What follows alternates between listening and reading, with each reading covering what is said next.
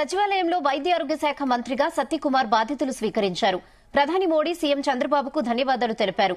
ప్రజలకు మెరుగైన వైద్యం అందిస్తామన్నారు. గత ప్రభుత్వం వైద్య రంగాన్ని నిర్లక్ష్యం చేసిందని మండిపడ్డారు. వైద్య శాఖలో జరిగిన నిధుల దుర్వినియోగంపై శ్వేతపత్రం విడుదల చేస్తామని, అవినీతికి పాల్పడిన వారిని వదిలిపెట్టేది లేదని అన్నారు మంత్రి సత్యకుమార్.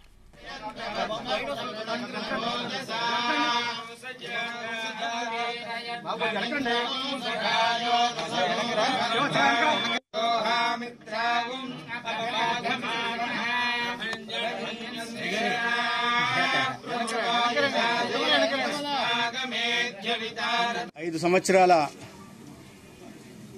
ఒక అరాచక అవినీతి అస్తవ్యస్త పాలనకి అంతం పలికి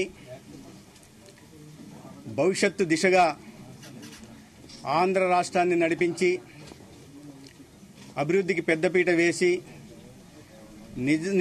నిజమైన సంక్షేమానికి దారులు తెరిచే ఒక ప్రజా ప్రభుత్వాన్ని, ఎన్డీఏ ప్రభుత్వాన్ని ఎన్నుకున్నందుకు ముందుగా నేను ఆంధ్రప్రదేశ్ ప్రజానీకానికి ధన్యవాదాలు తెలియజేసుకుంటున్నా.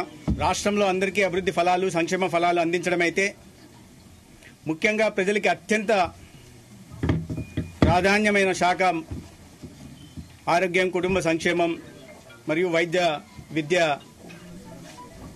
ఈ మంత్రిత్వ శాఖ ప్రాధాన్యతలు ఏంటో గతంలోనే మేనిఫెస్టో ద్వారా తెలియజేయడం జరిగింది. ప్రజలందరికీ కూడా, అర్హులైన ప్రతి ఒక్కరికి మెరుగైన వైద్యం అందించడం. గత 5 సంవత్సరాల్లో ప్రచారం ఎక్కువ, పని తక్కువగా జరిగినట్టుగా అనిపిస్తూ ఉంది. పూర్తిగా జరగలేదని నేను చెప్పట్లేదు, కానీ జరగాల్సిన రీతిలో జరగలేదని మాత్రం ఖచ్చితంగా చెప్తున్నాను. ఎక్కడ కూడా రాష్ట్రం వాటా ఇవ్వకుండా ప్రభుత్వం నిర్లక్ష్యం చేసింది.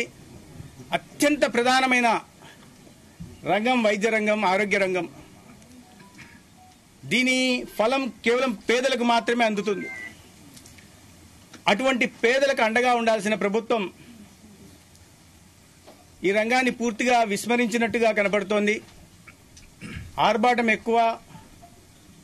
ఆరాటం ఎక్కువగా కనిపించింది తప్పిస్తే నిజంగా ప్రజలకు ఒరిగింది తక్కువగానే అనిపిస్తూ ఉంది. 5 సంవత్సరాల